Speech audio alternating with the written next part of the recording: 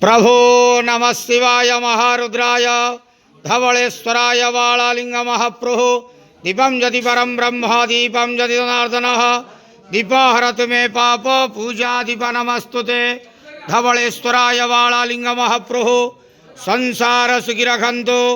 आज वैशाख मासर प्रथम शनिवार रे समस्त श्रद्धालु भक्त मानक आशीर्वाद करंतु, मनस्कामना पूर्ण करंतु, कर्मक्षेत्र उन्नति करंतु, ग्रहरिष्ट खंडन करंतु, जगतर मंगल करंतु, विश्वर कल्याण करंतु, आपणकर नाम विख्यात करंतु, सेवकर डाक श्रवण करंतु, समस्त व्यवसा भक्त मानकर मनस्कामना पूर्ण करंतु। जो जो भक्त माने आपणक पाखरे मानसिक रखिछंती तांक मानसिक पूर्ण करंतु।